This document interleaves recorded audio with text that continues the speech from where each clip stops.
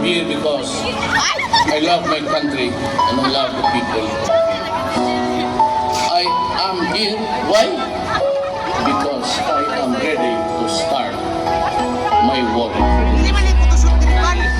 Anim na taon ang iyong pinahiram, maibigay mo lamang ang aming inaasam na pagbabago na pinapangarap ng lahat. Tinupad mo ang pangako na iyong hinahangad.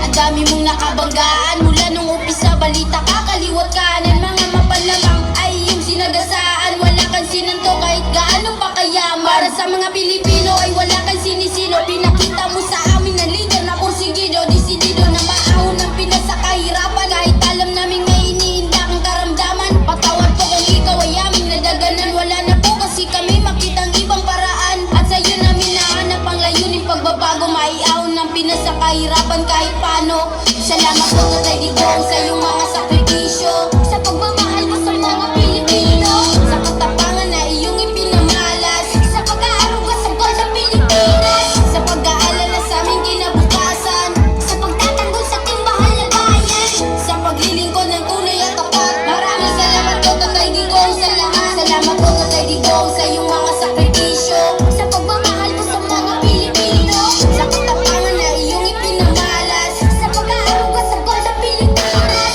sa pag-aalala sa aming kinabukasan, sa pagtatanggol sa ating mahal na bayan, sa paglilingkod ng tunay at tapat. Maraming salamat po Tatay Digong sa lahat. Binigyan mo ng pag-asa bayan natin na ilang dekadang tinamasa ang kahirapan dahil sa mga bawal na gamot, mga pamilya na nawasak at buhay na nalagot. Ngayon bawas na ang krimen kahit kami ikapihin, mga bansang nandiri sa atin nag-iba na ang tingin. Binalik mo ang ganahan ng Pinas at iniayos, at sa kahirapan kahit paano nakakaraos. Salamat tayo sa mga bagong paliparan, mga bagong tulay at kalsadang madadaanan. Iniisip mo palagi kaming mga kabataan na mabigyan mo kami ng magandang kinabukasan at pagkakataong makapagtapos ng pag-aaral, at maging isang doktor na maglilingkod sa bayan. Dahil sa mga programa mo ay aking nasilayan, may pag-asa pa pala sa bansa kong sinilangan.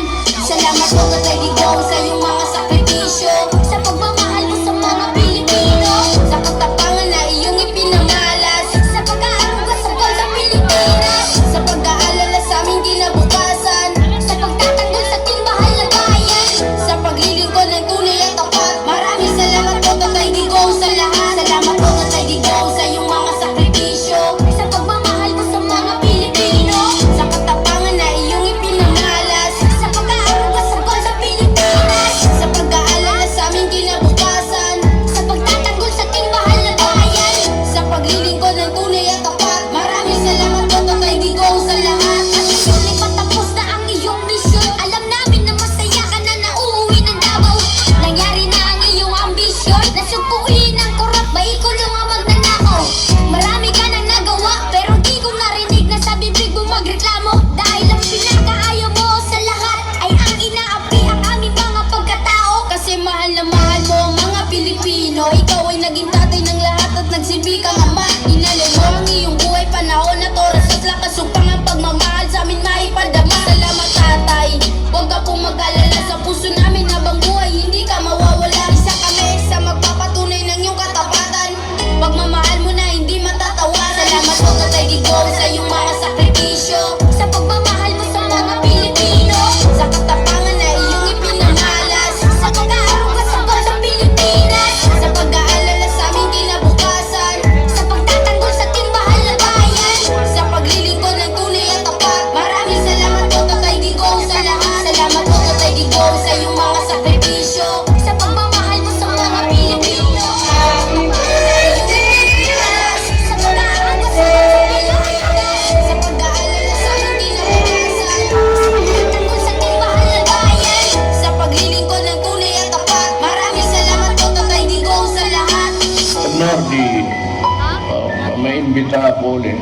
Wala nang panahon, kaya gusto kong galing sa ilalim ng puso ko, salamat for making me president.